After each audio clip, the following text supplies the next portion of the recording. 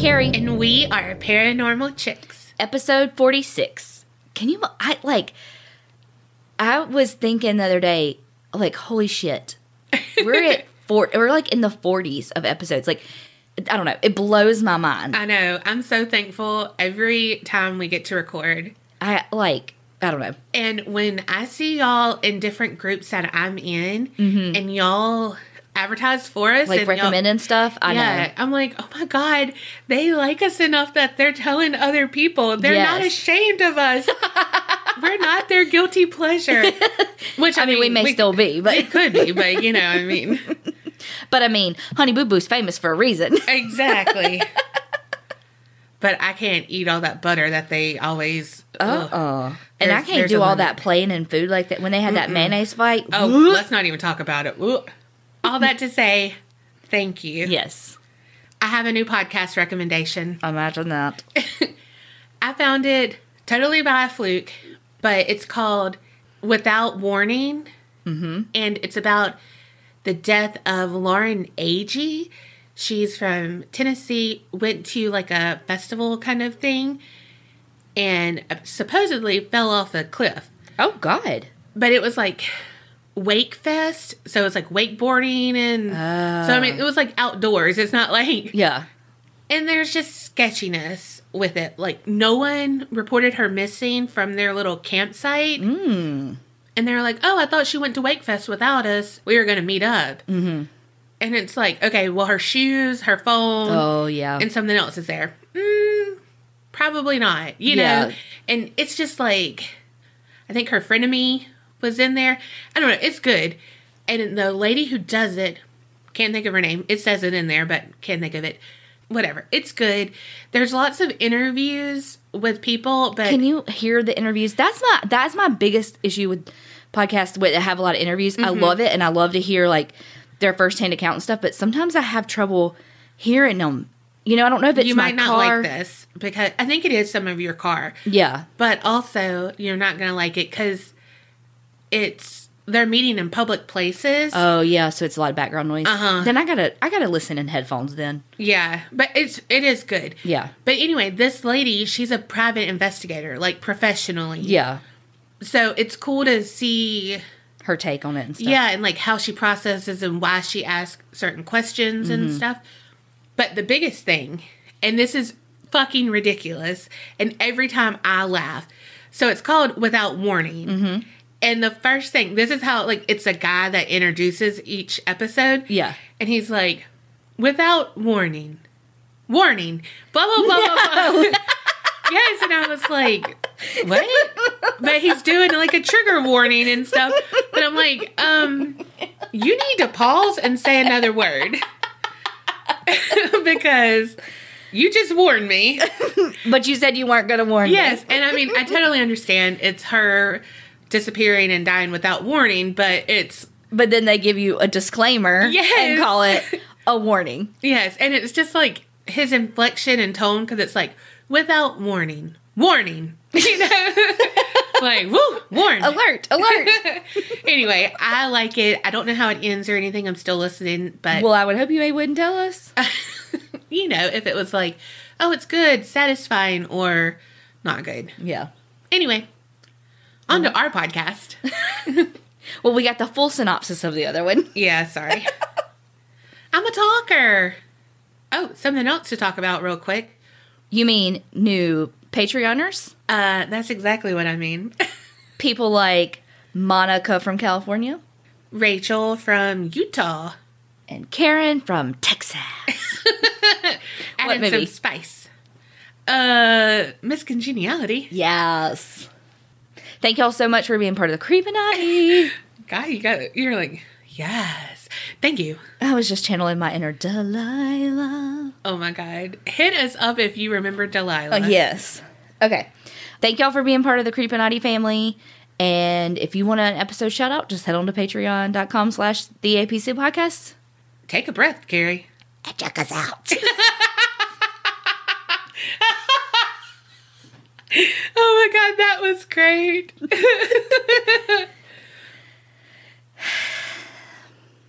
Okay, she caught her breath and she's about to tell her story. Okay, so, God, I wish I could remember what website I was on that I got. Oh, Lord. No, listen, I got a lot of my information about Gypsy Rose last week from this website. And at the bottom, it had, like, the story you may also like, and it had all these, like, different murders. And yeah. I clicked, bottom of that one, had another. Clicked. Bottom of that one, had another one. Rabbit clicked. hole. Oh, God. So I found this one, and I'd never heard it before. Ooh. I know. And it's a doozy. Oh, shit. I will say, spoiler alert. Oh, shit. It's not actually a murder. Oh, frick. Okay. Tonight. No, I'm just kidding. We're going to take a trip across the pond. We're going to Austria. Ooh. Random, right? Yes. We're going to Amstetten, Austria. Ooh, I'm stepping to Amstetten.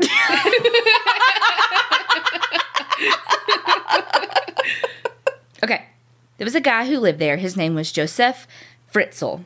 Man, that is classic. Like, when I think of Austria, I think of his last name. And you want a pretzel with your Fritzl? I mean, if he has a pretzel stick, I mean... You don't want him trust. Oh, okay. Shit. So he was born April 9th, 1935. So Joseph was an only child. And when he was 4, his dad just left him. Him and his mom just left him. Wow. So his mom, single mom, working mom. So we're talking like 1939. You know, if you think of the times, like for her to be a single working mom, like, I don't know. I wonder so hard. Yeah, and I wonder like what type of work she did, you know? Yeah. Not long after that, though, in 1944, his dad fought in World War II and died. So he never spoke to his dad again after he was 4. Wow. In 1956, he was 21, and he married a girl by the name of Rose Marie. She was 17, and they had 2 sons and 5 daughters. Well, his pretzel stick worked. Right. So he went to college and basically got his degree in electrical engineering. So after he graduated from school, he got a job with working with construction material, like a firm working in that. And he did a lot of equipment sales and all of that with electrical engineering shit that I don't understand.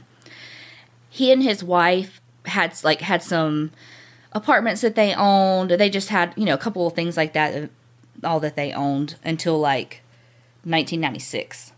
Damn. Yeah. Okay. We're going to back up a little bit, though. In 1967, he broke into the house of a nurse while her husband wasn't there. She was 24. He held a knife to her throat, threatened to kill her if she screamed, and raped her. Oh, my God. That same year, he was a suspect in an attempted rape of a 21-year-old.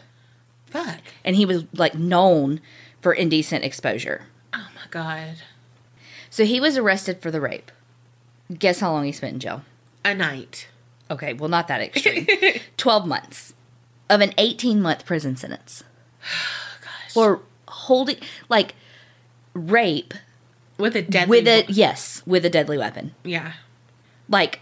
Fuck that. Of course, it was 1967, so benefit of the doubt, Austria, I'm looking at you. Hopefully it's a little more extreme. But what can I say, though, when you've got schmucks like the kids here who raped that girl and got 4 months? You know what I mean? So we're no better. Also, I feel like it was definitely premeditated that he, seeked her out because her husband was out of town. Oh, absolutely. So it's first-degree rape, faux show. Yeah. So at the time, I don't know if it's still the case, but with the Austrian law, after 15 years, your record's expunged. What? Yeah. That ain't cool. Yep. Okay.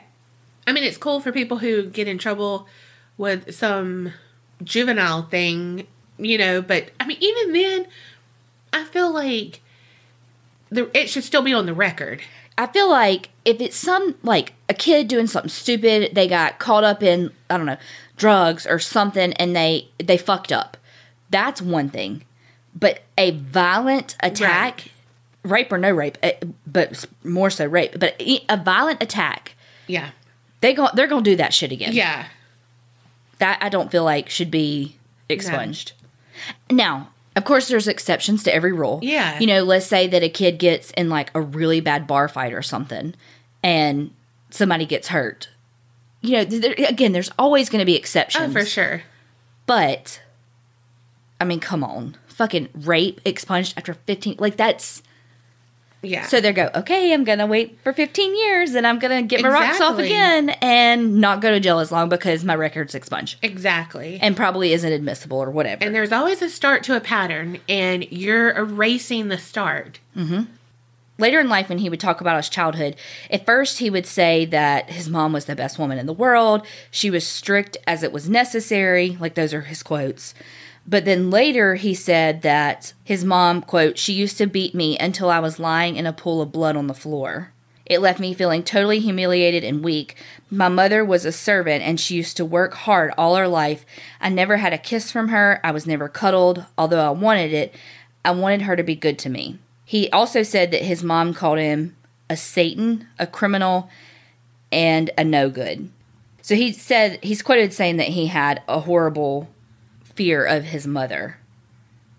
But in 1959, after, you know, he's married, bought a house, his mother moved in with them.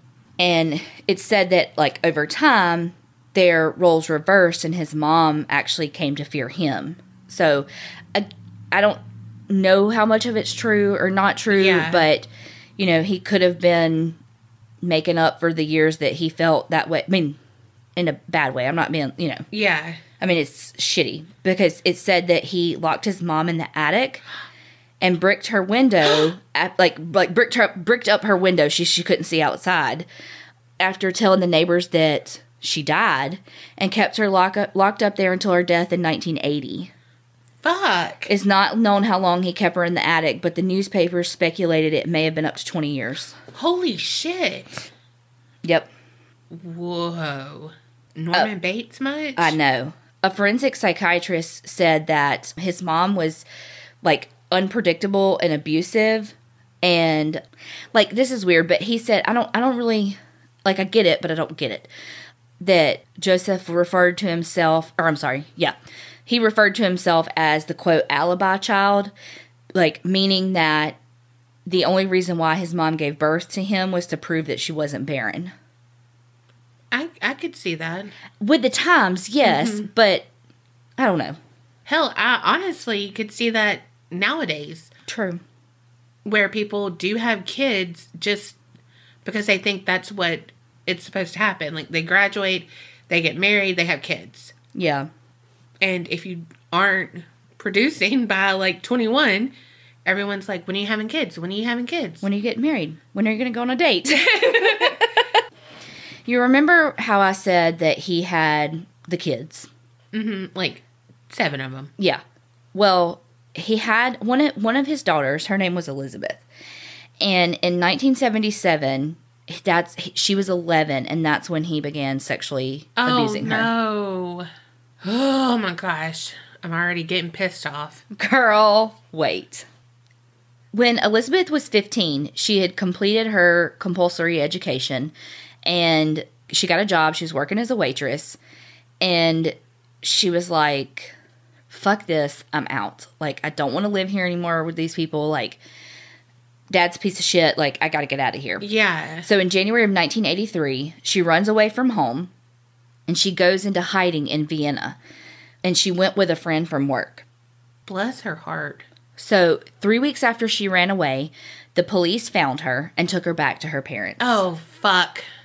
After she returned home to live with her parents, she started working as a waitress again, and then was offered a job in a nearby town. Well, on August 28th of 1984, Elizabeth's 17. No, she's not. She's 18. And she goes missing.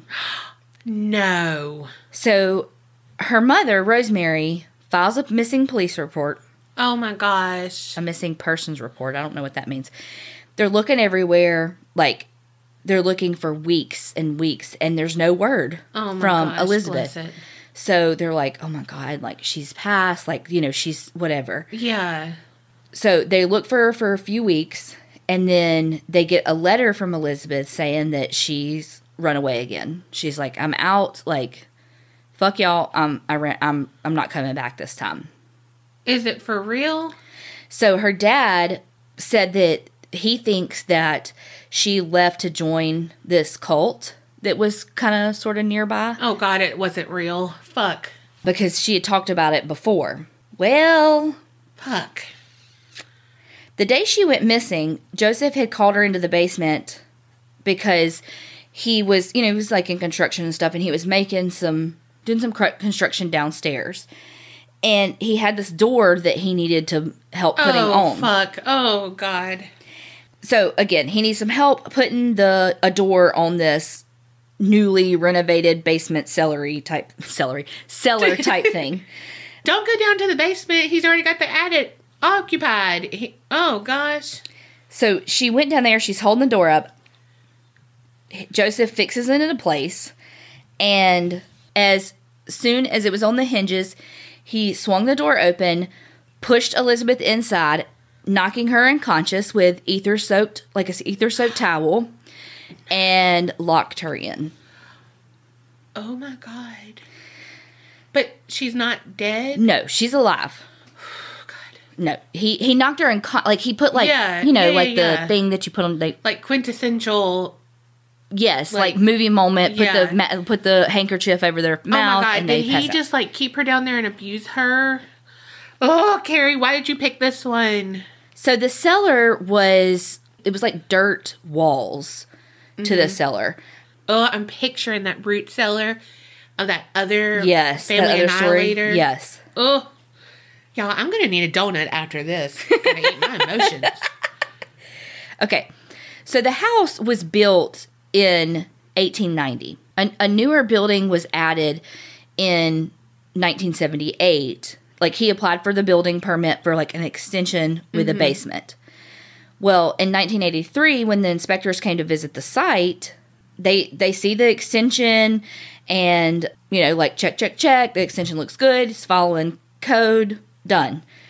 What they didn't see was that the basement was actually much larger than they knew, because he had built like a temporary wall to block. Like, he had basically excavated extra underneath the soil, so nobody knew that was back there. Oh my gosh. And so he made this hidden part of that cellar. Like, he had a sink, a toilet, a bed, a little hot plate, and a refrigerator. Oh, he was planning.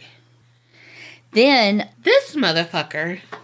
Then he added a little passageway from that new part to the pre-existing basement part from the older property, and he was the only one that knew about that passageway.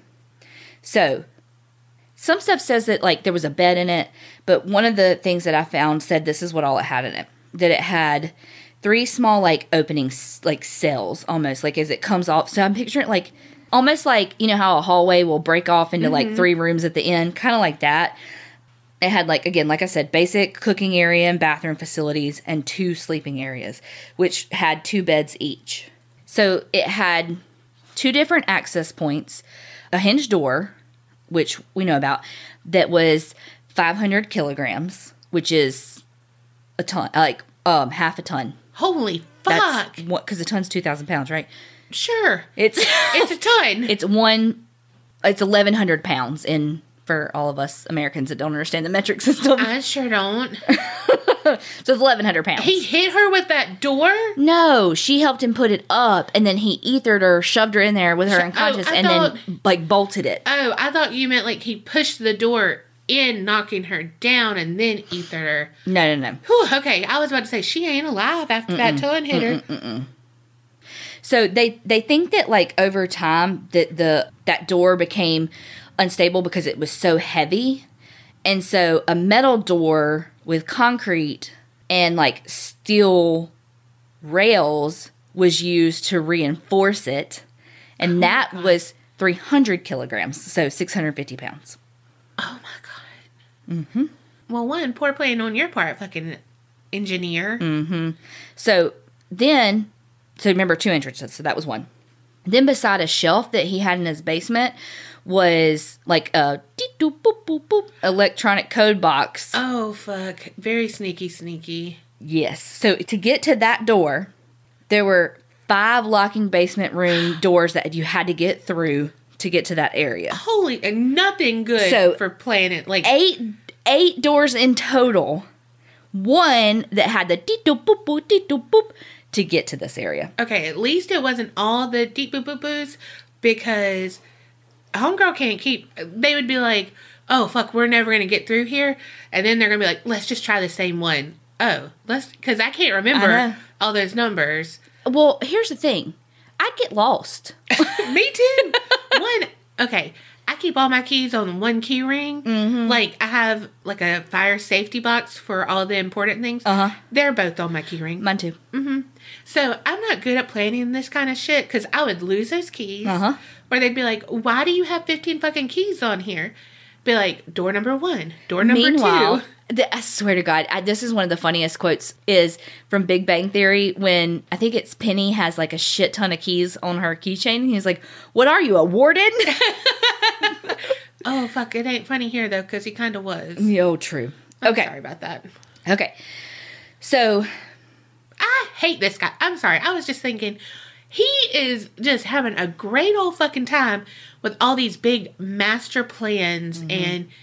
Girl, just sit back. Oh, God. Okay, so remember he was like a electrical engineering type thing and did a lot of sales and all of that.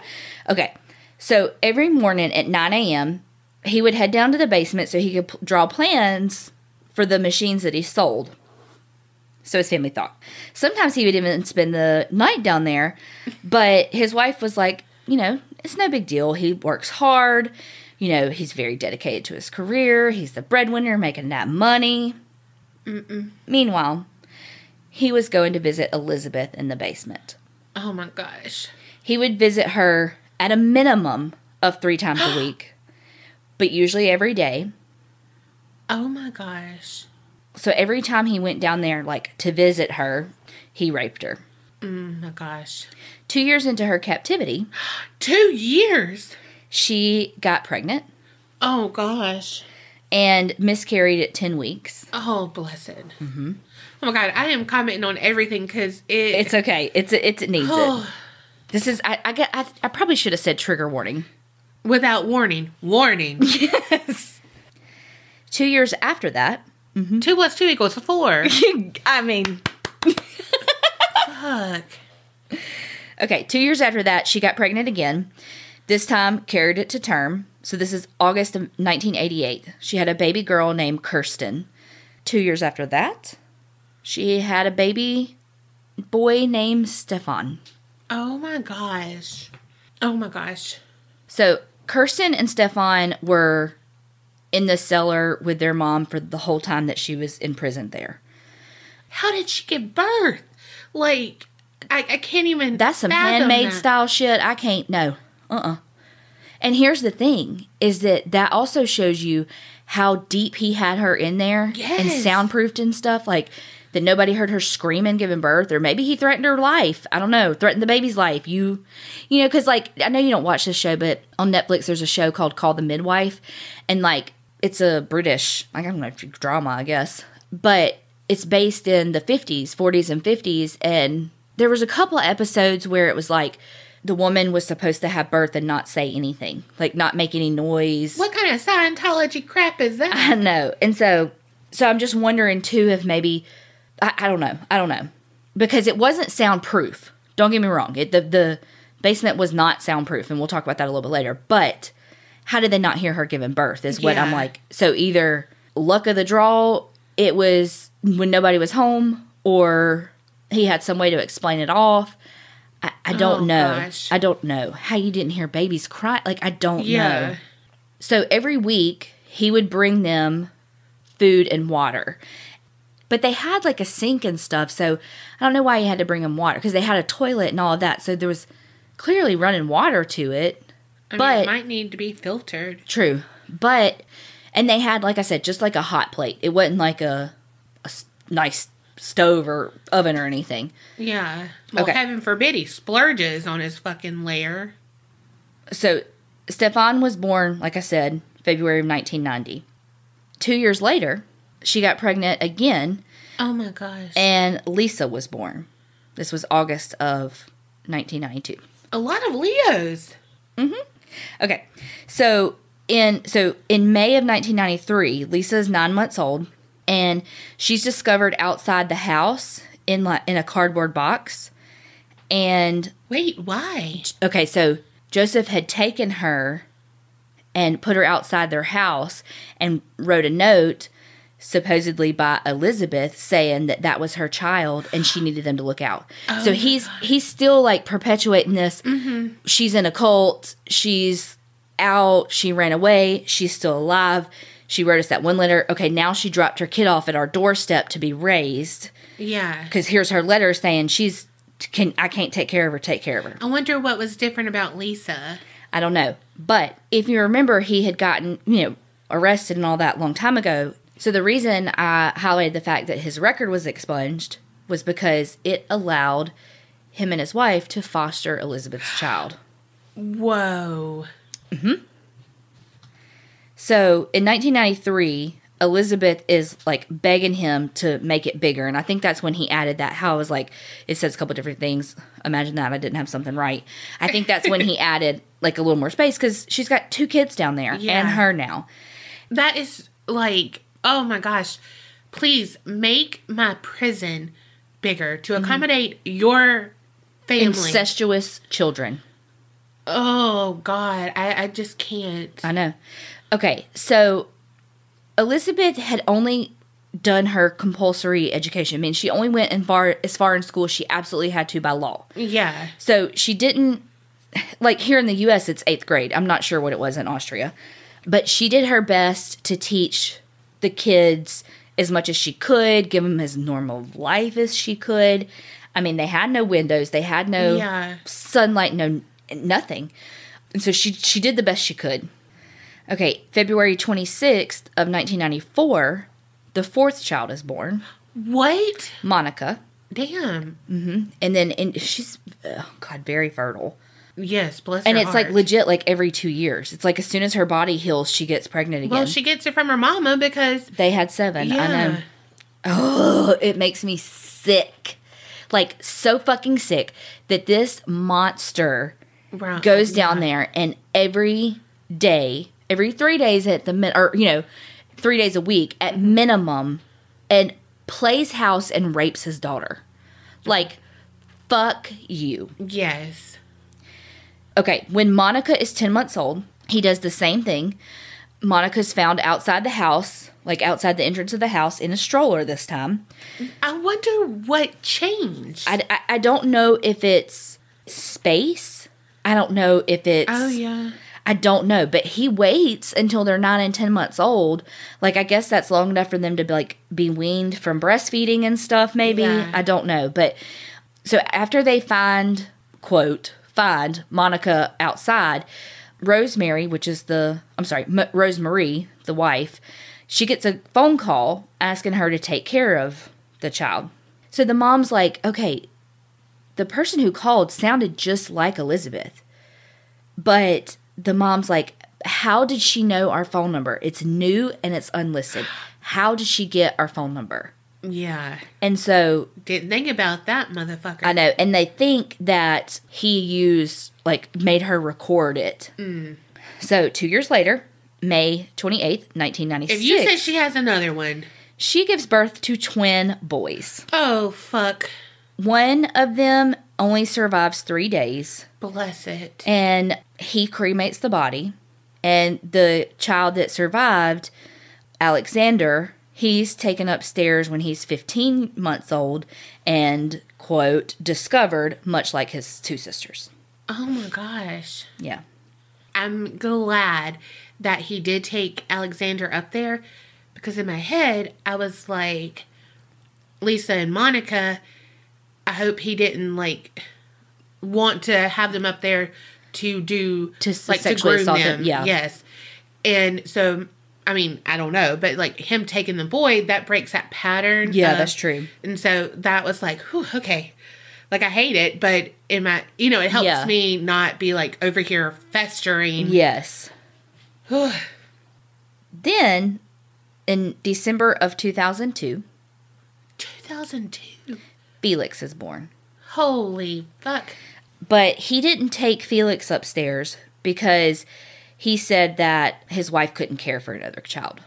Wow. Mm-hmm. Elizabeth spent 24 years in that basement. 24? Mm-hmm. I have no words. I know. She gave birth to 7 kids down there. Holy fuck. Like... So 3 stayed with her, 3 went up to the top, and then the 1 passed. She is a strong-ass woman. So fucking strong. Like, I can't even. 24 fucking years. Oh my gosh. Okay, April 19th, 2008. I graduated from college, like, a month after this. Mm-hmm. She would have, too. Oh, God, don't tell me that. I'm going to cry. You know what I mean? Like, yes, she's... poor Elizabeth. I mean, she's younger. I guess that's extreme. She's older than us. But still. Because she was born in, like, 1960 or something. Yeah. But still. She was, like, 18 when he took her in the cellar. April 19th, 2008. Kirsten, she is now 19 years old. That's the first child born. She could sign up for the military, and she hasn't even left the basement. She hasn't even seen sunlight. Oh my God. Mm-hmm. Yeah. There are no words. I know. So Kirsten passes out and is very sick. So Elizabeth is begging Joseph to take Kirsten to the hospital to get her some help. It was like very quickly she fell. It was like she was critically ill. Oh my gosh. So finally, Joseph was like, okay, I'll take her to the fucking hospital. Oh my gosh. He took Kirsten out of the cellar, called an ambulance, and said that miraculously, Kirsten had a note on her from Elizabeth saying, this is my daughter. She's sick. Can you take care of her? So Kirsten goes to the hospital. How does she go outside and, like, is she blinded? I don't know. I think she was unconscious probably. I don't know. Oh, I can't. I don't know. She may not be. I'm just saying that. Yeah. Okay. So for a week, the police are like, who is your daddy and what does he do? Damn. Oh, shit. Just kidding. Okay. The police are like questioning her. They're asking the public if you have any information on this girl and her family, like contact us. But of course, nobody came forward. That is mind blowing. Because you see that shit on the news. Yeah. I'm surprised. Well, it's in Austria, but still, like, yeah. You see it and you're like, oh, well, hopefully someone comes forward. Like, someone's going to know about this person.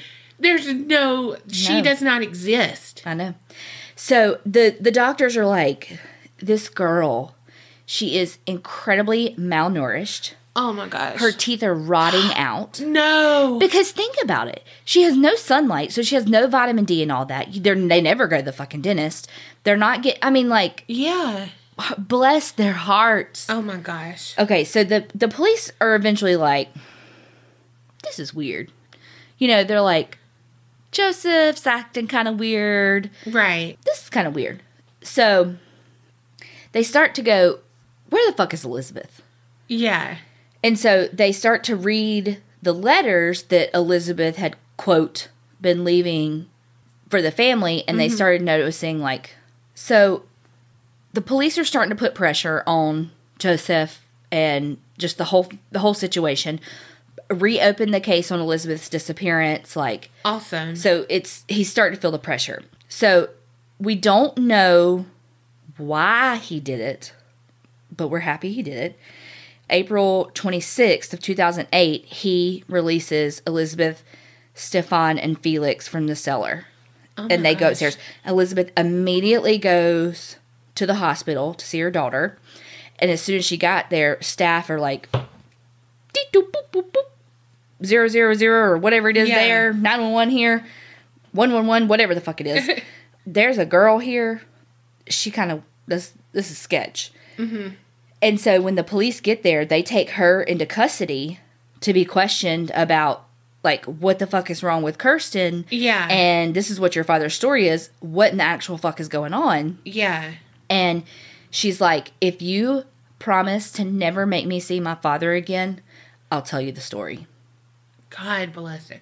And it just says so much about her. I feel like that she went straight to the hospital to see her daughter and didn't go to the police or, or try to get revenge or do anything to him. It was straight to her daughter. Yeah. Yep. So she told the police that her dad had kept her in the basement and that she had had 7 children and my that God. all of the children were his. He was the father. And that he would come down in the middle of the night and force her to watch porn, like pornographic movies, and then would rape her or make her act out the porn in front of the kids to, like, demean her. No. And she told him that he had been, like, abusing her, sexually abusing her since she was 11. So he was arrested that night. When the children were released, Rosemarie fled the house. It's alleged she knew nothing about any of it. Joseph backed up her story, so we don't 100% know if she had to have had a little bit of an inkling. Yeah. Because it's just so weird, but she didn't technically know. Yeah. Well, I feel like if any kid is like, I'm going to run away. Like, already ran away, police brought her back. Then she's like, I'm going to run away again. I don't think she would send her kids to you. Yes. To raise. Exactly. She ran away for a reason. Yeah. So, if you remember me saying they had, like, the apartments and stuff. So, there were people who lived, like, on the property in those apartments. Like, on the first floor. Okay. So she's in the basement. People lived on this first floor. Oh, my gosh. And then they lived on the floor above it.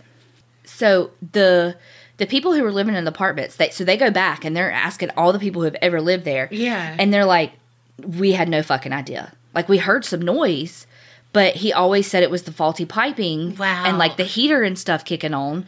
And so, I mean, they didn't go. I mean, it's not their place. They can't go down there and look. They're in that apartment. And they're not renting out the cellar. Right. And so they believed him. And so they're like, no, we had no idea either. And so it just made it a little more plausible that Rosemarie didn't know, because even the people who lived in the in-between space didn't know. So they're like, well, maybe she really didn't know. He was indicted on the murder of the infant Michael, who only lived for 3 days, because he was absolutely negligent, and had he taken him to the hospital or, not done it, period, he would have survived. Right. If convicted of that, he faced between 10 years and life. He was also charged with rape, incest, kidnapping, false imprisonment, and slavery, all which carry a maximum of a 20-year term. Are you kidding me? Mm-hmm.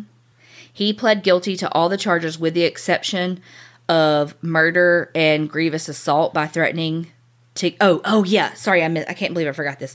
So he told them that, like, if they made too much noise or tried to get out or anything like that, that he had set the basement up to where he could pump gas in there and kill them. Oh my gosh. And so they charged him with grievous assault by threatening to gas them. Yeah. You're going to shit your pants when I tell you this. The defense attorney said that Joseph was, quote, not a monster because he had brought a Christmas tree down to his captives during the holiday season. Are you fucking kidding me? Uh-huh. Mm-hmm. Oh, good for them. They had Whoville down there. Uh-huh. What the fuck? Meanwhile, they were malnourished and never saw sunlight. And, he was raping his daughter and had 7 children with her. I'm sorry. He's fucking Krampus, not Santa. Oh, okay. Y'all, Donna is lit over here. Okay. Like, who is his lawyer? What is his name? I need to know. Can I phone a friend and fucking cuss him out? Rudolph Mayer is his name. Oh, fucking Rudolph. That's why he was like, oh, Christmas.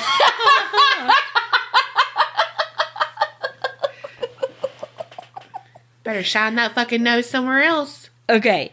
So the prosecuting attorney was pressing for life in prison, but in an institution for the criminally insane, which I don't know. I don't know Australian, not at all. I don't know Austrian laws, whatever. But one of the things that she did was to show the jurors how, like, small the cellar, her prison, her dungeon was. And so it was only 5 feet 8 inches tall. So 1 meter and 74 centimeters. Yeah. So like 2 inches taller than me. Mm-hmm. And so it was like, of course, very like damp and moldy and musty. And like they had a box of some really musty objects that they took from the cellar and like passed it around to the jurors. And the jurors were like flinching, they said. Ugh. Because Elizabeth said, never make me see him again, she had videotaped testimony.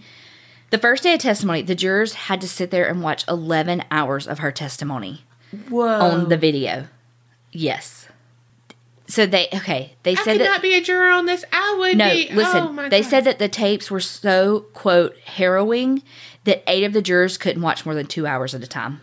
Oh my gosh. That would be me.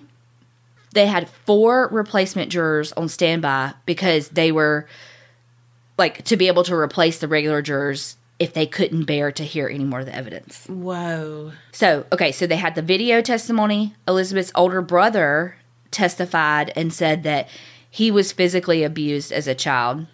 Well, shit, there goes my whole thing about Alexander. Mm-hmm. So his wife, but physically, not sexually. Oh, yeah, okay. Whew. So, not that that's better, I'm just saying. But his wife, Rosemarie, and all of Elizabeth's children refused to testify. So old Rudolph said that... Look, his nose so bright. Uh-huh. Won't you guide my trial tonight?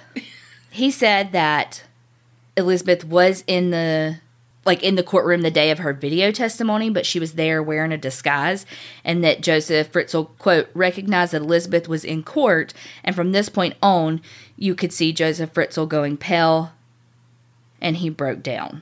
It was, again, quote, it was a meeting of eyes that changed his mind. And then that's when he approached the judge and pled guilty on all charges.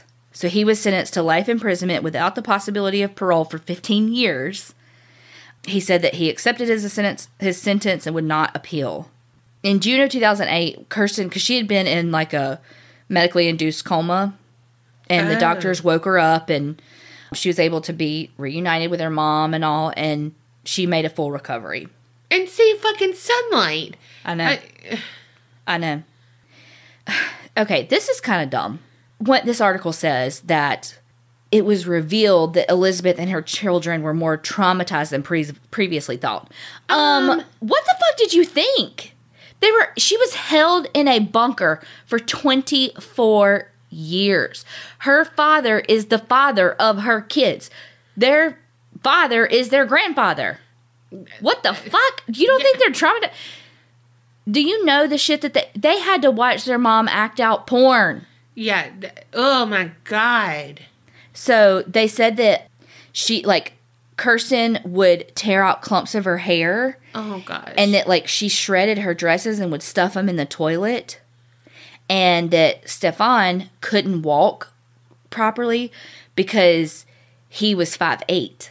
And so he was forced to forced to stoop over. Oh, fuck. But see, one thing said the cellar was 5 feet 6 inches. One thing said it was 5'8" and a half. So, but either way, he had to stoop. Yeah.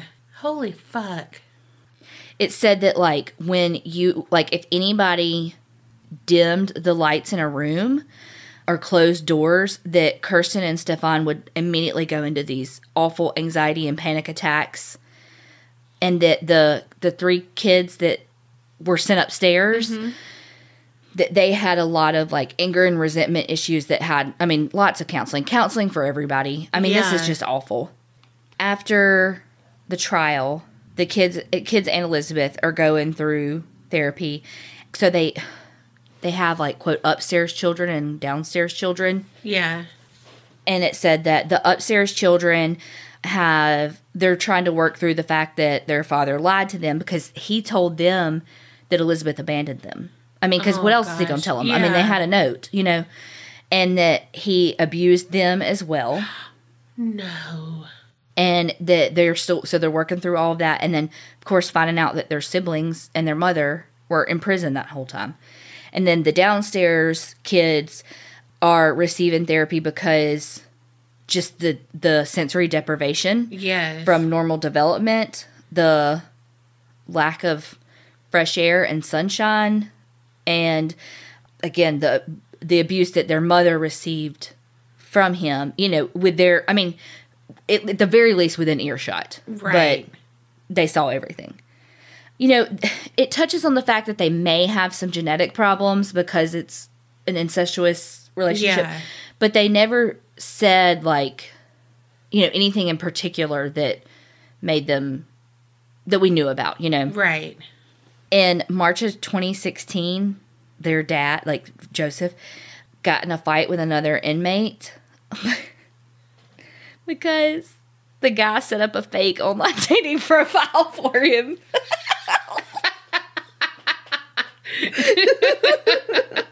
Oh, shit. So he got in a fight. Fritzl, you know, old Joseph lost a few teeth in the fight. Oh, shit. Apparently he's, like, really unpopular with the other inmates, and mostly is in, like, solitary confinement. Like, he tried to change his name and all that. We don't give a shit about him. The house was sold. We renovated it to make it, like, multiple different apartments and stuff. But a lot of people think that it should have been torn down. But it's renovated. It's rejuvenated. It's, you know. Elizabeth lives in a secret village. Like, it's just known as Village X. Like, she's basically in the witness protection program. Yeah. Nobody knows where she lives. A whole new identity. The kids have a whole new identity. Her house is constantly under CCTV surveillance, and police patrol it, like, all the time. The family, like, does not do any more interviews. I want to see, like, before and after pictures. Well, she's now in her mid-50s, and the last photo taken of her was when she was 16. Whoa. Yes. I mean, good for her. Yes. And I just wanted to read this last little thing, and then I'll be done. But this is from a police officer, and at the time when they were, you know, let out or whatever from the thing, Felix was only 5. And I just want to read this quote really quickly. It said, the policeman said he was pressing his nose on the car window and just looking at the stars, looking at the light. For the first time in his life, he was seeing the stars. And he was just quiet, pressing his nose against the car window and being astounded by everything. Oh, my gosh. Oh, I can picture it. I know. Oh. I know. You know, usually, too, like, you do that when you're saying goodbye, but he was saying good riddance. And hello to the world, to, I mean, everything. That was so good and terrible. I know. Yes. I know. I mean, when I clicked it and I saw how long he had held her captive, like, oh my, I can't even, my brain can't wrap around that. Yeah. My brain can't process one being locked away like that, period. But even for a month. Oh, right. This woman has to be one of the strongest people ever in the universe. In all of the universes. you know? I mean, she gave birth 7 times. And you know it had to be by herself. He ain't fucking helping. He's like, you're on your own, bitch. And one of them was twins, so she had to do it. Oh my god! You know what I mean? Like, can you imagine carrying twins? No, and then being stumped over because that's not a word, or that it is, but whatever. Slumped over because the fucking roof is 1.5 inches from your head, gosh. And you're in this like what? The air quality, their lungs, all that. It was a moldy, musty cellar with dirt walls. Like, but I'm so happy that he didn't kill them. I'm so shocked that he didn't kill her before the 24 years. Like, he, you know. Yeah.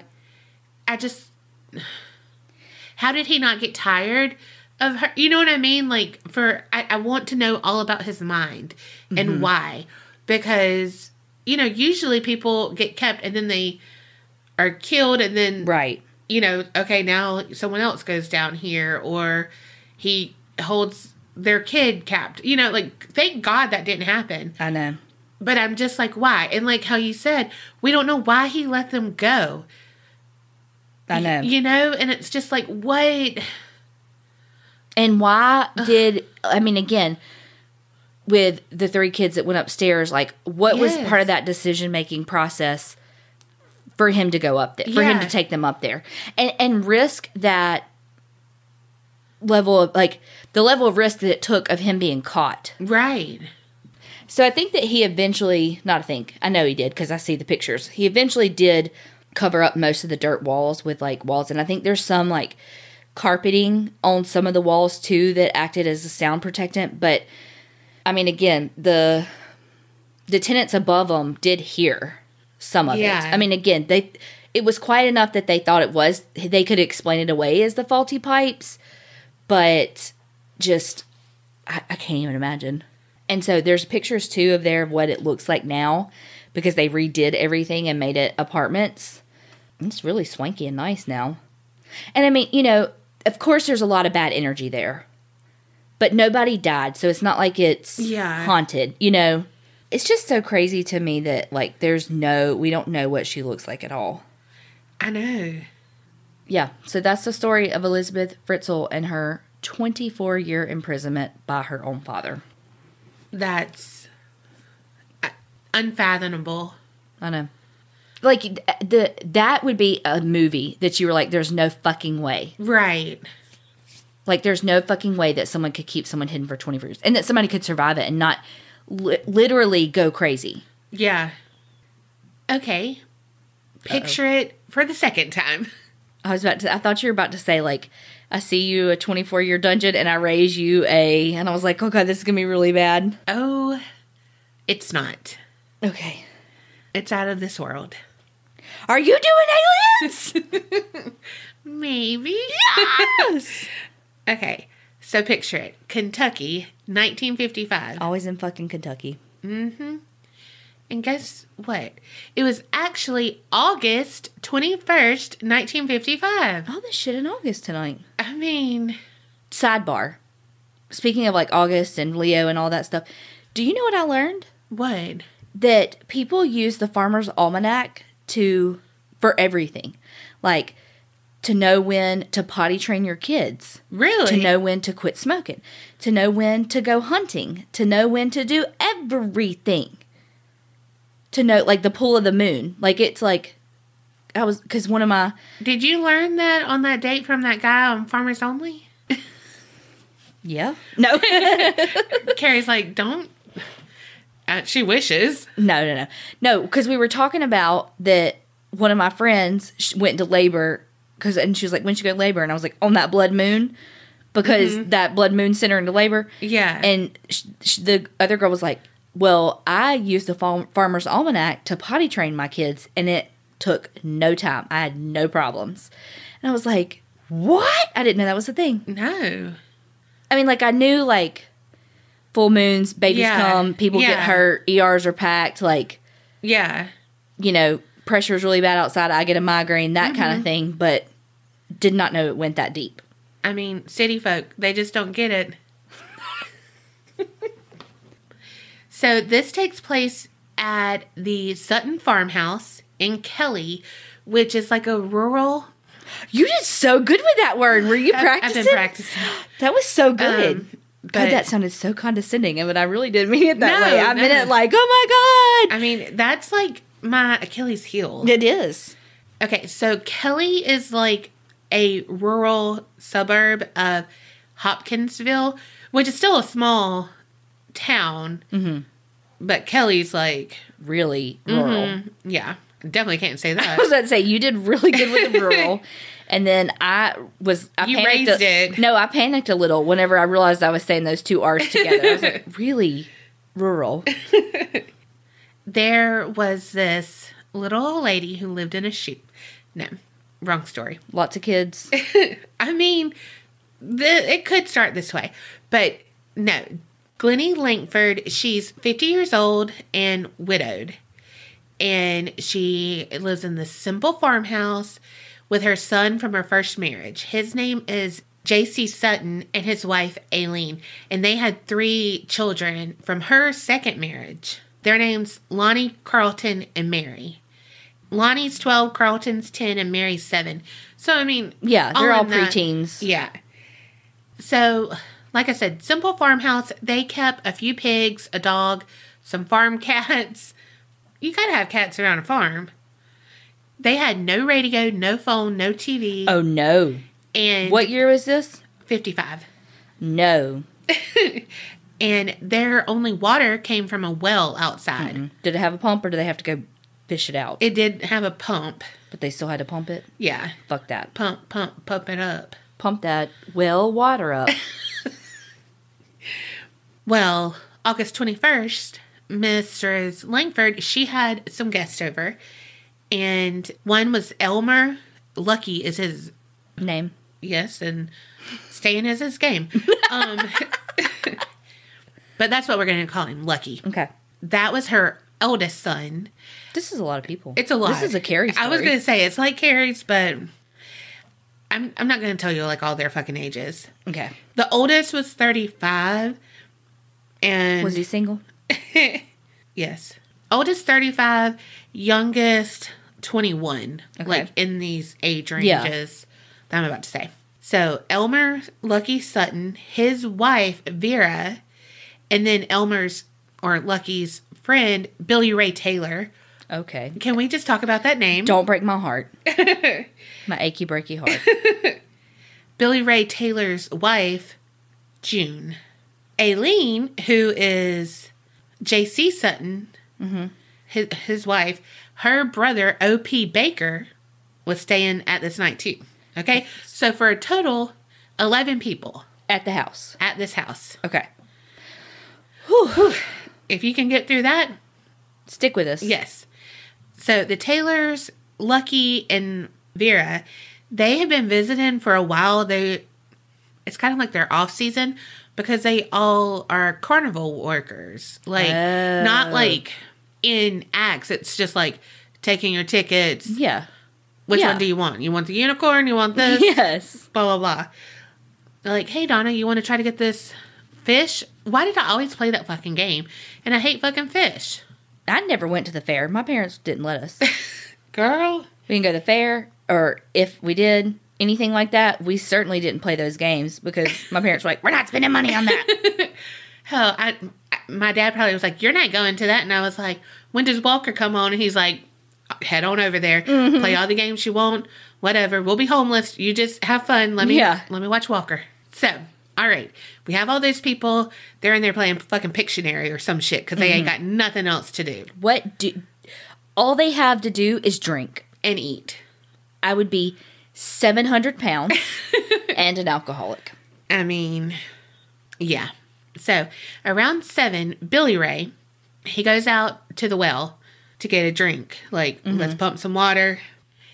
In the sky, he sees a bright, silvery, saucer-shaped object, and it's just gliding through the air. It was like 20-something feet off the ground, and it had like streaks behind it that were rainbow-colored.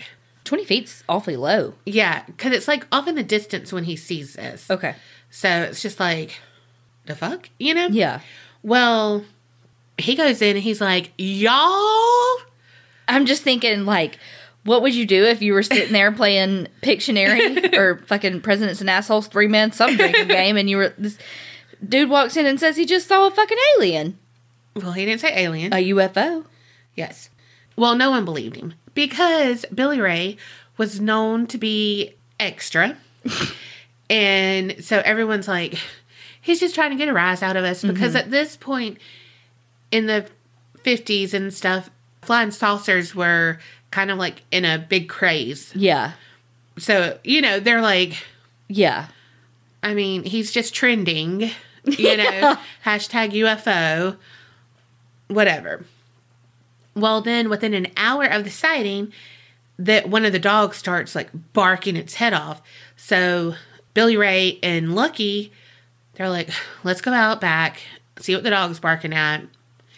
And they go out with their guns because, they're a shoot first, ask questions later type people. They're the OG murderinos? Yes. Well, when they went outside, the dog ran underneath the house because it tucked his tail, ran underneath the house. And that is where he stayed till the next day. Damn. Yeah. Well, so they noticed, Billy Ray and Lucky, they noticed a glow approaching from the field. And they said as it came closer, they could make out a figure of a small creature. It's 3 to 4 feet tall, with a large round head resting directly on its shoulders, with a long, thin mouth, long arms that reached almost to the ground. It had huge hands with talons on its fingers and large, floppy ears. They said the eyes pointed 45 degrees from the center, and they emitted a yellow light. And they said the upper body was really muscular. Well, not really, but it was muscular. Yeah.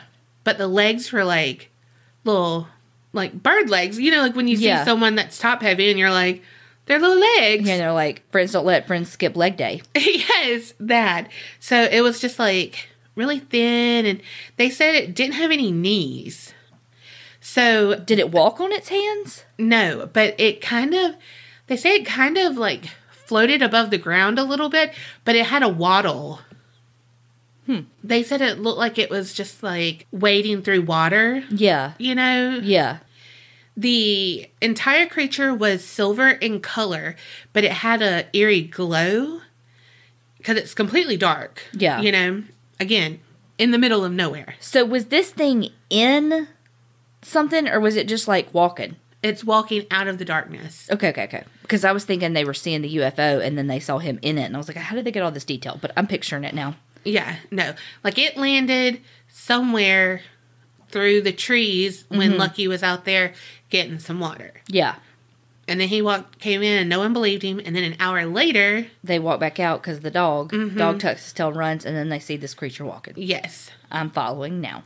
Okay, so the creature is walking slowly towards the house, so towards them, and his arms are raised in the air. Don't shoot, okay? Mm-hmm. And can you imagine, if he had super long arms, what they look like? Over his head, yeah. So Lucky grabbed his 20-gauge single-barrel shotgun and was ready, because he had it with him, but now it's let's cocked and loaded. This. Yes. You just wanted to say cocked. I did. Because I want to be. Well, you do have a bullet. They moved back inside, walking kind of back, watching the creature walk towards them. And when they got back into the back door, they're just standing there, and they shoot at it when it comes pretty close. So the men claim that the creature did a backwards flip and then fell on all fours and ran back to the weeds around the yard. Billy Ray went inside with Lucky and gave his gun to JC and then grabbed the 12-gauge shotgun. Billy Ray and JC shot at the creature, peering through the window, trying to do a little sneak attack. Mm-hmm. A little Western style. Mm-hmm. When they shot at it, it also flipped backwards and then ran away. But just to the darkness where they couldn't see it anymore, but they know it's still out there. What the men said were that their movements would defy gravity almost. It would be like them floating above the ground. But along with floating above the ground, they would also appear in really high places. And then I mentioned this earlier, they walked with a swaying motion. Mm-hmm. Again, about the wading through water. Yeah. Just a weird fluid movement. Yeah. Okay, so they're okay, we shot out a lot of shit. The two creatures we've seen seem like they got hit and ran off. Let's go see if we can find it.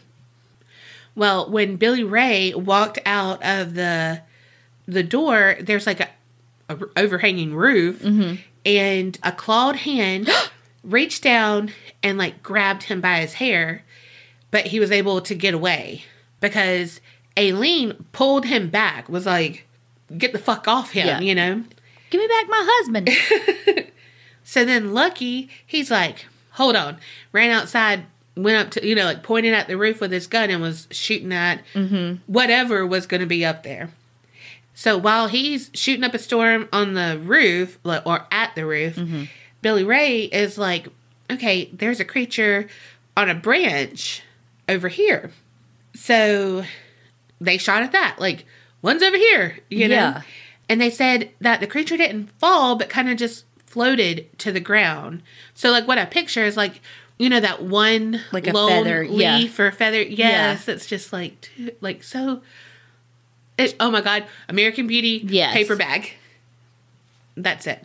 So shot at it while it's floating to the ground, and then it just went off into the darkness. That movie takes a whole new thing now that we know what we know about Kevin Spacey.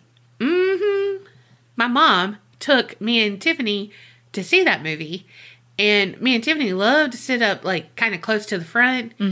And this is how we watch movies. My mom, Tiffany, and then me. Because my mom and Tiffany would always like squeeze each other's knees and stuff in like horror movies. Because they're pansies. But like, so that was how we sat. Yeah. I mean, it's just normal. Well, it starts off with Kevin Spacey jerking off in the shower. And, you know, like when something's awkward, but like, I feel like it was very bright. Because he's in the shower and it's, you know, it's not nighttime. So it's like lots of light. And then a lot of older people were there. And man, like we had to have my mom go with us because we're too young to fucking see the movie. And I'm just like, like I know what he's doing. And like, I'm so fucking awkward, you know? And my mom was like, he's getting it. I was going to say, she's like the last person you should be feeling awkward with it. Oh, yeah. It was just like, because I'm on the end, and then I feel like everyone's looking at me, look at this, even though they're probably like, oh, hello. But, you know, I'm like, do I look? Can I look? Should I look? Are they looking at me? Like, too much. Too much. Okay, so at the same time that one creature is retreating to the weed area darkness, another creature appeared from another corner. So Lucky's shooting at that. So I feel like it's Space Invaders. I swear to God, I thought that too. And he's shooting at this creature like point blank range. And he said it sounded like it was hitting a metal bucket. They're like, that's awkward. But I mean, you keep shooting, you hope that you find a soft spot. And it penetrates, So they saw another creature on the roof, and when they hit that with the bullet, the creature floated kind of across the yard, landed on the back fence, and then scurried away. So the men gave up trying to kill it because they kept thinking they were hitting it and stuff, and they weren't. They just kept coming. So 3 hours go by, and the creatures come up to the house. Like, I picture them being like kids, like leaning over the roof, looking into the windows. Could you imagine? Looking up from the ground into the windows, like at the door. But they were never trying to get inside. It was more... It was an exploratory mission. Yes, they were peeping Toms. They noted that the creatures only came out at places that were in darkness, not like by the porch light. You know, not anywhere that light was. They said that when they ran away from getting shot, it was more like they propelled themselves with their arms more than their legs. Almost like, I'm picturing not this, but like a gorilla. Yeah. And they also seemed to give more of a glow when they were shot, or what they believed, you know, they shot. And they could never say how many there were, but they never saw more than like 2 at a time. Okay. But they can't say because it was just like, one will pop up here, Then one will pop up here. Then over here. But it's like, you don't know if that other one just like ran over they're and just did like, it. pew, pew, pew, pew, moving really fast. Right. I feel like they're, in like cop shows when they're doing rescue, like the training thing. And it's like, don't shoot. You just shot the baby or whatever. And it's like those pop-up things that stand up. Yeah. Okay, so by 11 o'clock, they're hysterical. I mean, this has been going on. Could you imagine? No. Like things like looking in the window. No. Like, that you're terrified of and you don't know what they are. And they're just like, I will find you. Yes. They're like, can I buy you some sugar? We have some probing questions. So they pile into 2 vehicles. And they're like, we go into the Hopkinsville police station. That is a hard place to say. You know what it sounds like? It's a hop, skip, and a jump from Kelly. Oh, sorry. You know what it sounds like? The name that she created, like she lied about in Mr. Deeds, when she's like, I'm making this up, but Prairieville I don't remember or something. That. I don't think I watched Mr. Deeds that much. I do remember that guy had a black toe or whatever, and he put the fire poker through it or whatever. Yeah. And he said he is very sneaky. Yeah. Winchestertonfieldville. That's funny. Okay, so the cars consisted of 5 adults and several children, all on high alert and terrified. They ran in saying, we need help. We've been fighting them off for nearly 4 hours. So the officers are like, who? Yeah. Yeah. And they all noted that everyone looked really scared. So the officers immediately called the chief of police. His name's Russell Greenwell. Then they notified Kentucky State Police.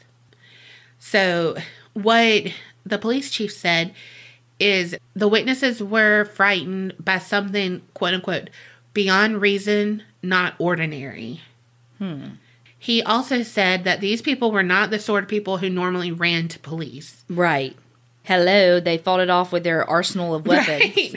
Right. He said something had to frighten them, something beyond their comprehension. So at least he's not saying it's all fake. He's saying, he's not saying it's an alien, but he's saying something scared him. Right. So a police officer that had some medical training, he was taking their pulses and everything, and he said Billy Ray's pulse rate was more than 2 times as fast as usual. Well, how do they know what his usual is? I think they mean, like, the average. I'm making a face. This is 1955. I'm just saying. Okay, so now the police chief, 2 state troopers, and all the witnesses besides June Taylor, Billy Ray's wife. She was like, I can't go back there. Yeah. So they drove down to the scene. They also sent a deputy sheriff and called the staff photographer at the Kentucky New Era, a local newspaper. Yeah, good idea. You've got this crime scene where people have been attacked. Call the newspaper. And bring your wife. He brought his wife. The photographer? Yes. Welcome to 1955. Okay, and then some military police from Fort Campbell came. Golly. These people were just trying to get a good night's sleep. Yeah. A reporter from Madisonville, and then 1 or 2 curious locals are also arrived, a.k.a. Donna and Patty. Yes. My mom, because you heard it on your police scanner. Yeah, my mom probably would have been like, Donna. Like, is it school? There's something going on. Okay. Or you were probably not even asleep. True. Like a night owl over here. Oh, gosh. Donna needs like 3 hours of sleep to function. 4. Like, legit, 4. She needs and I need 18. Yeah. Okay, so they're on their way back to the farmhouse. And then one of the state police, they're like, I hear like a whining sound of artillery fire. Mm-hmm. And then he said he saw 2 streaks of light flying down to the farm. It said the small army of witnesses, reporters, police, investigators, all of them converged at the farmhouse. Flooded the scene with light because, everyone's trying to get their shit. Well, then they're going to retreat because they don't like light. Exactly. Allegedly. So they did not go back in the house. They're just standing outside the 11 people. Yeah. But then they go, like, the investigators are going through the weeds, like, I mean, trying to find them. But they couldn't find anything. Like, no footprints, no anything. All they found were some, like, bullet holes and stuff. Yeah. But on, like, one of the last kind of looky-loos around, the police chief, he found a small patch of grass by the back fence that was, like, kind of glowing, like, had something that was glowing on it at, like, a certain angle. You know, it was just like that, whoop. Yeah. And kind of, you know, went back. So they found something odd, but that was it.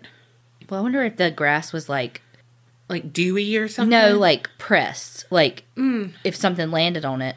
I don't know. You know how they used to do the fields with the thing to make it look like a thing? Crop circles. Mm-hmm.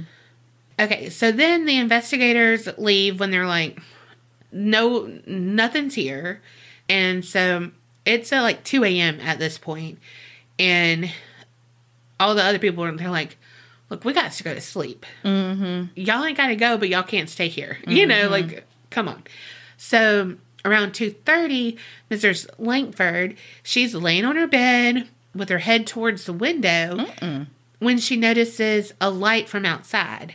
So she opens her eyes because something's not right. Yeah. And she saw one of the creatures peering in with its claws on the screen. So it said she notified Lucky. She said, Lucky! Lucky! Get in my room! Get in here! Help! Lucky came with his gun because he doesn't leave home without it. Yeah. Or his room. And she's like, don't shoot, don't shoot. And he's like, pew, pew, pew. And... Boy, you listen to your mama. She said don't shoot. Right? So multiple shots were fired for the next 2 hours. But the creatures just kept, like, peekaboo, peekaboo. So clearly the gunfire isn't working. Yes. Save your bullets. Those things are not cheap. Right? But they didn't show any hostility other than... Just looking. Yeah, but, like, you on my property in the wee hours of the morning. You scary.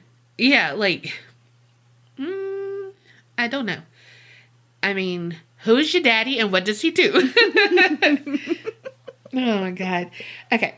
So the creatures, they're last seen right before dawn around 5 a.m. Skip forward to like 9 o'clock. So they've had like 4 hours of sleep. And the investigators, they return just to see like, okay, it's light out. Let's see if there's something we missed. Blah, blah, blah.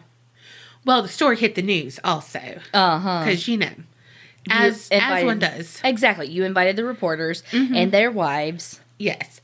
So some of the reporters, they talked with the Langfords and the Suttons and all of them, and they drew a sketch of what the creatures looked like and, you know, documented all they could about it. But it went from being in Hopkinsville, you know, just like local people knew about it, to being in Indiana, all over Kentucky and Tennessee.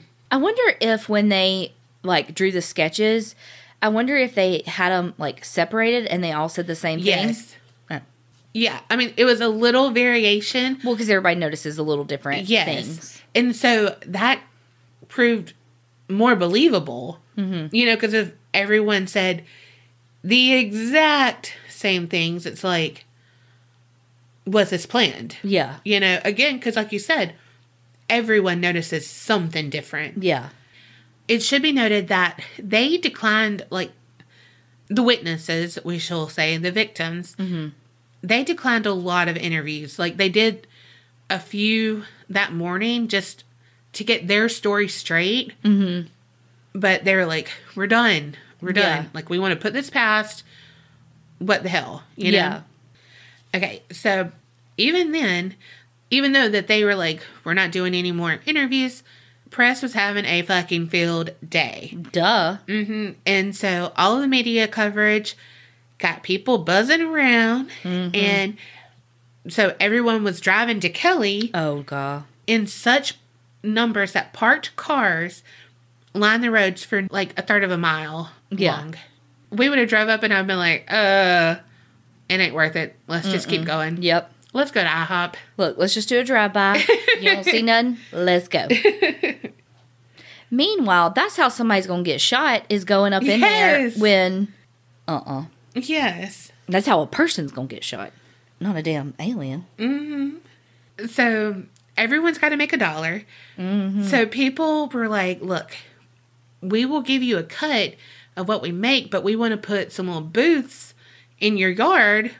So, when people come by, like, ooh, you want a t-shirt? Ooh, you want this? You want some dirt that the aliens went on? You know, all that shit. You need to use the bathroom? True. I mean, if they would have said closer parking, $20, I'd have been like, okay. Absolutely. Look, for Mardi Gras too, where we go, it's you can either pay $1 a time to pee or $5 all day. Here, take my $5 and I'll go use your bathroom because it's like in a school. Yeah. So you can go in, you can wash your hands, you can, Yeah. I'll pay you. Here's $5. Here's $20. Right. But she turned down every offer because she's like, y'all, we just want to live our lives. Like, who's she? Wait. Oh, sorry, Miss Langford. Okay, so okay. So they owned it. So they're like, hey, we'll give you a cut. Gotcha. I thought you were saying they were asking like the neighbors and stuff for that. No. Gotcha. Her. And she's like, no. Again, because she's a simple woman. Like, this is too much. Yeah. And it should be noted that she never appeared on TV or radio after that one initial interview by like a local news source. And she put out a plea, like, please do not visit. And she like repeatedly called police to get the people away. Yeah. So with all of that news, and I feel like it's Inquirer. Mm-hmm. The Inquirer. I was like, wait, what? All of those kind of things where it's like, there were 12 to 15 aliens. They called them little green men, which they never said green. They said silver and gray. Mm-hmm. But it was, from a movie or something. Like, it was like coined. And so it's like, that's what they called them. So everyone would know. And they made it seem like they were like having a battle, and it was like this huge thing. And it's like, no, they weren't hostile. It was, we were scared for our lives because we don't understand. And they're little gray creatures we've never seen before. Every time you talk about it, I picture that like super villain that the bad guy in Incredibles created, that was like a circle with the legs coming out, and and he like battled Mr. Incredible. Yeah, I never watched it. You crazy. That's a good movie. I don't know why I don't like it. I don't. So it's going to end kind of abruptly, but that was it. They didn't come back anymore, and the family ended up moving because people just wouldn't stop coming. Yeah. And again, they aren't about that life. Yeah. It's not what they wanted. That's not, Yes. A lot of people say it's a hoax because Billy Ray, the one who started it, he's not a reliable source because he's so fucking extra. Mm-hmm. However, they're like, Mrs. Langford, she's a no-nonsense kind of person. She wouldn't go along with this. Yeah. And no one wants this attention. Like, they're not making money from this. Mm-hmm. So why would they do it? Yeah. And obviously they don't want anyone on the property because they're calling the law. And, just how you said that, they're calling the law. But everyone else is like, look, you can't discount this because of Billy Ray, because there's 10 other people who were saying basically the same thing.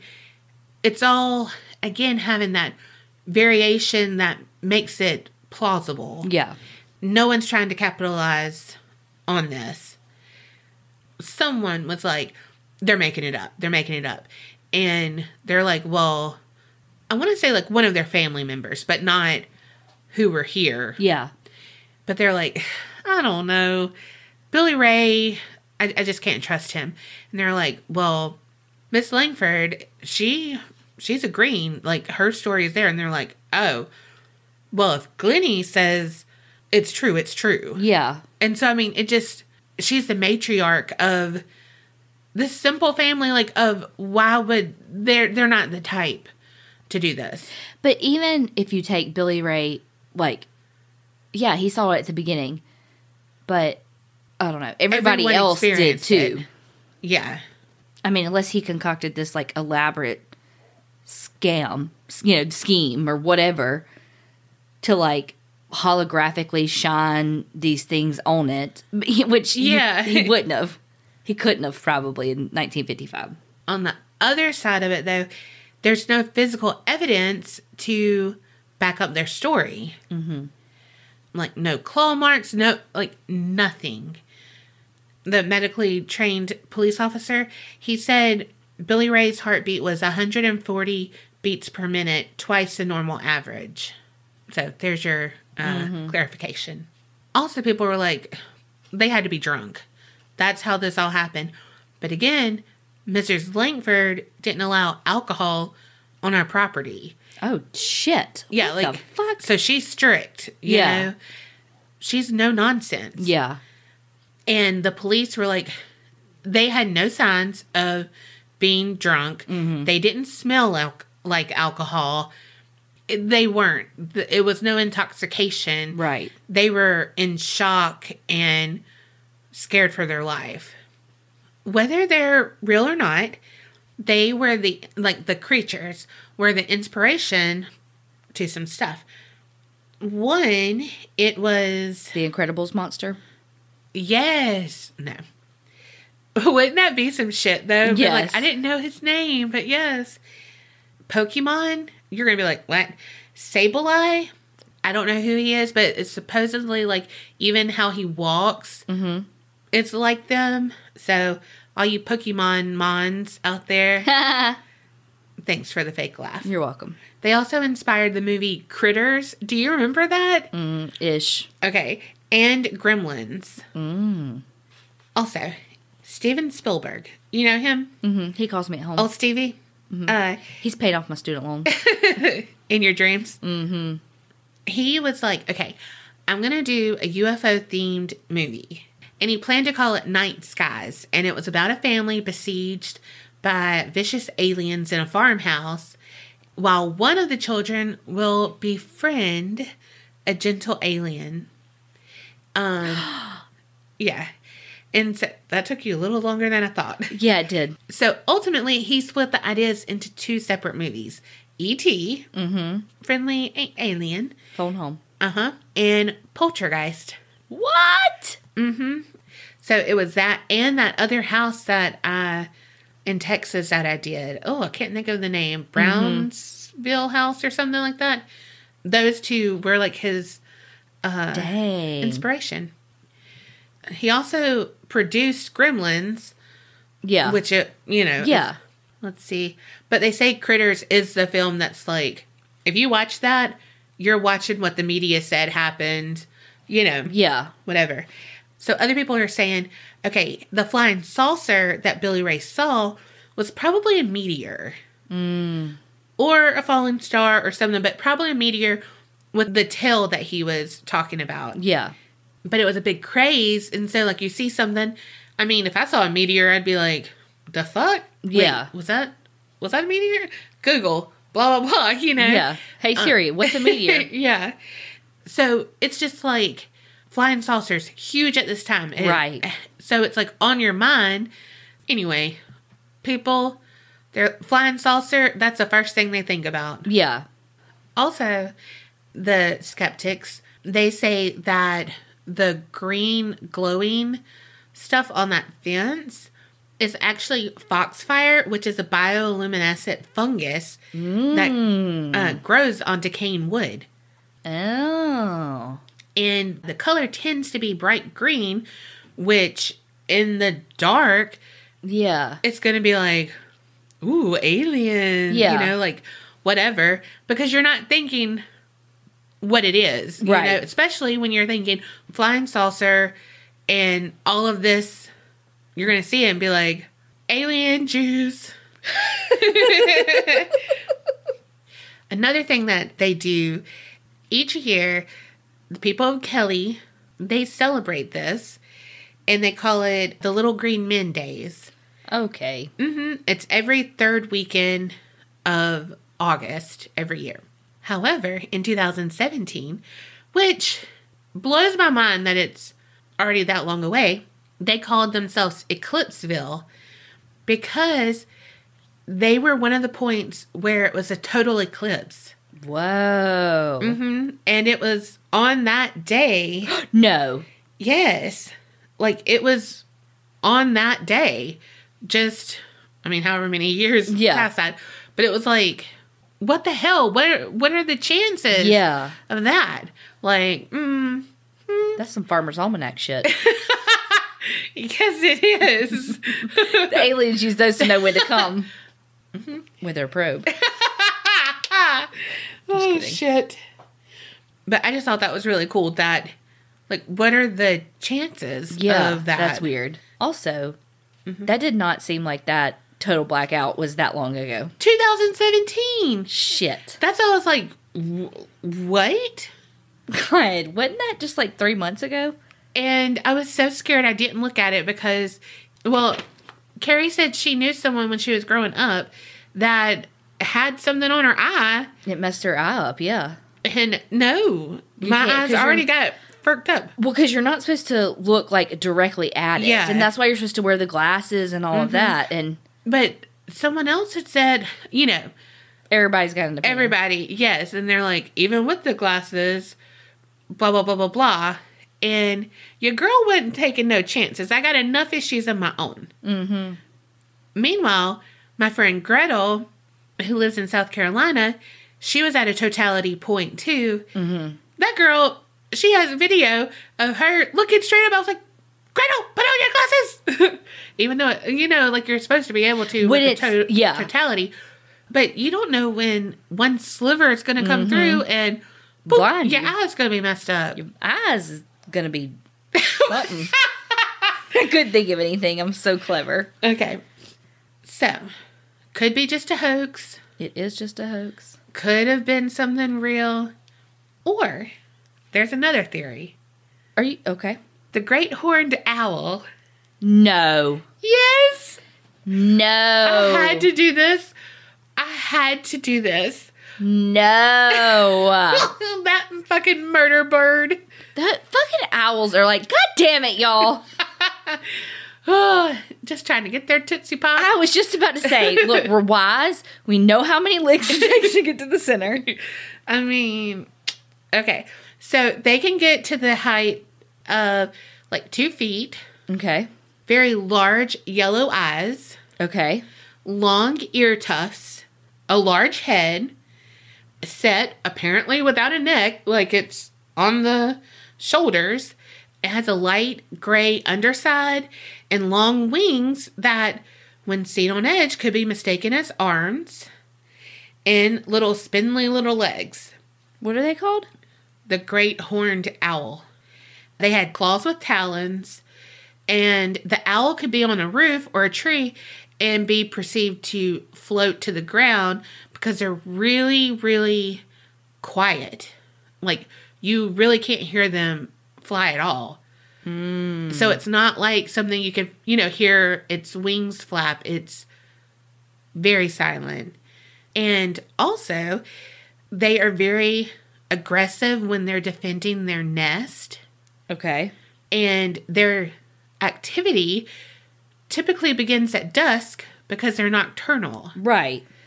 So, all of that could have been Billy Ray fucked up saw a meteor, was freaking the fuck out, and some owl was like, hooty hoo, we don't play that game. Hooty hoo, step up out my hood. Yes. Like, my baby trying to sleep over here? They wouldn't be because they're nocturnal, but the babies never wake a crying baby. Never wake a crying baby? Yeah, I mean, they got night terrors. What? Look, I'm not a mom. She doesn't have kids. Oh, God. I mean, let them cry it out, too. Just not in a restaurant. Okay, sorry. Going on.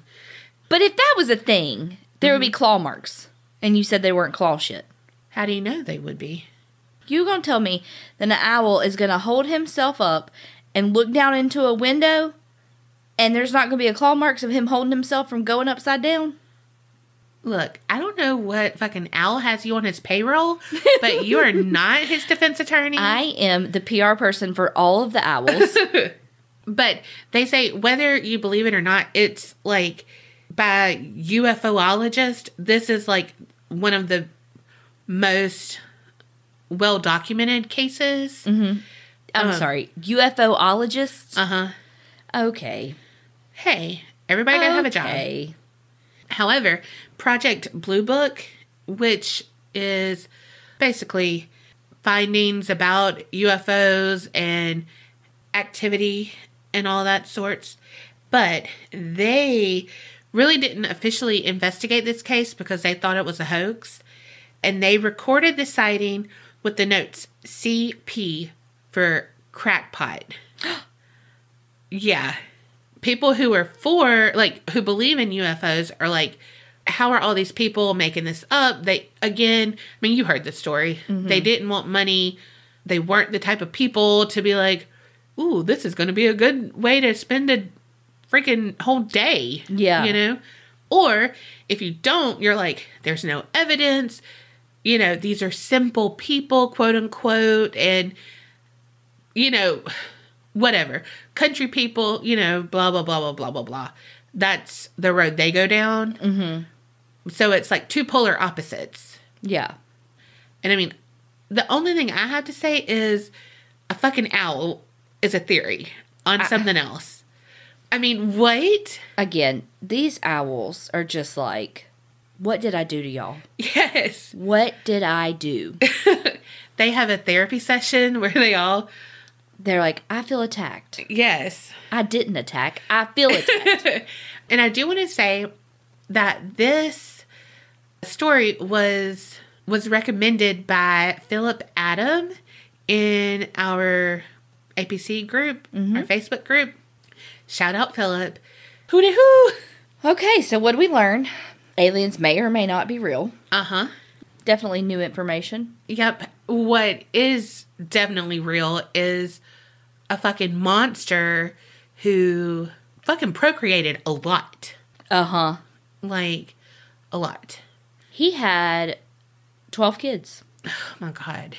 He makes my skin crawl. Can you imagine, though, like, I think we've started, like, as a society, shining a light more on the families and the kids of these monsters, you know? And so just, can you imagine being his child? No. And being like, damn, my dad kept my mom or my dad kept my sister captive for 24 years. How do you comprehend that? Like, you ever really comprehend?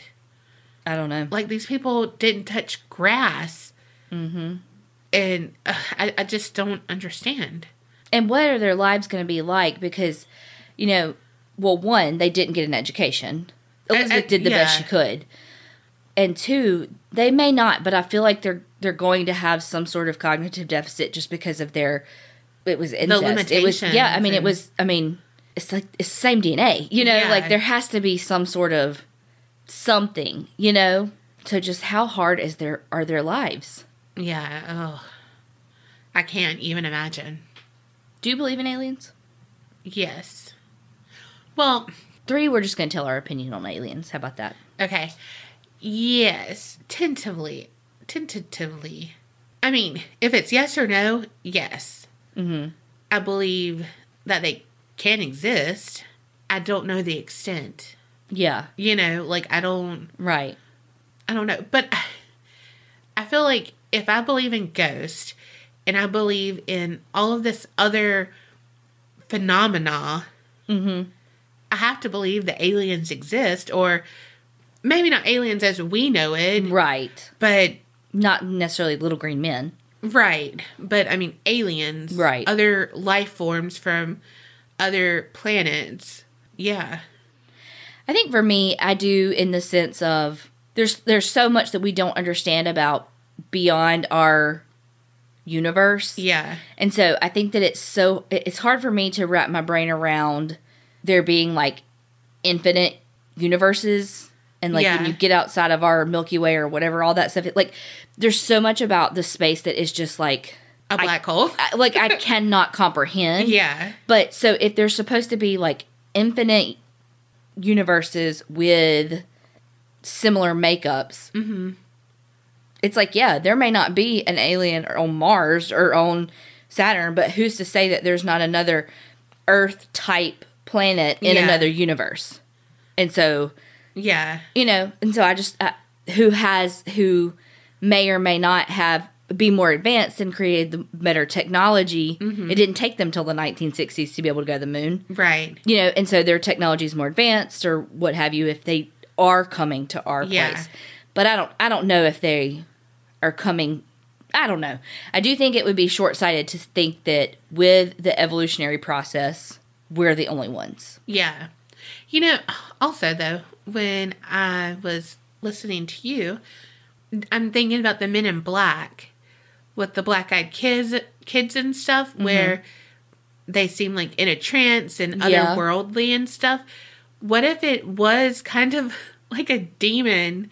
Like, you know what I mean? Like, we think it's aliens, like Men in Black. They're from a different time and space and all that. But what if it's like a demon controlling them, or, you know what I mean? Where it's not like aliens, quote unquote, or demons are aliens. That's what I was just about to say. Or what we call demon is actually an alien. Damn. I mean, again, it's that kind of, what is it, age-old philosophical question is a demon an alien? No, like, like how they're like, oh, is this green or is it blue? Or, you know what I mean? Yeah. And it's like, it's how you perceived it. We've always called them demons, so maybe so our demon is really an alien. Yeah. I mean, we'll be here every Monday, folks. Like, I'm just saying. I don't know. I could talk about that for real for like ever. I know. I want to do a deeper dive into it. Yeah, but this was a good skim across the top. Because this could, I mean, again, hello. There's like entire shows, Ancient Aliens and all that, So you'll never touch it all. Oh, no. But this was a good start. Yeah. This was like, I still don't know what I think about it.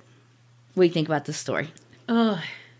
Because I feel like the skeptics that are like, okay, it was the bioluminescence, it's not the owls. I really don't think it's the owls because, again, they would have left some sort of indication like, oh, there's an owl's nest. Oh, there's from their talons. Like, I mean, just like what was on Miss Peterson's head. Let's see what you did there. So, you know what I mean? That, like, yes. But I feel like they never explain, like, truly what the little creatures could have been. Yeah. Like the people who are like, but anyway, I just feel like they never explained it. So it just things that make you go, Yeah. Well, and not that the 1950s were that long ago, but they were at the same time. Yeah, it was almost 70 years ago. Yeah. So I'm just thinking, what do we know now that they didn't even know existed back then? So, I mean, it could have been a type of animal that they just hadn't, like... or it could have been an owl and they didn't know what that nest looked like. So they weren't like, hey, here's an owl's nest. Because, I mean, again, not to bring love bugs back into it, but if you release them on someone else, they're going to be like, what are these alien bugs? What is this bug with two heads? Yeah. So, I don't know. True. All right. You know what we think? Y'all let us know what y'all think. And watch out for basements. Watch out for aliens. And I'll remember. Creep it real and don't get scared.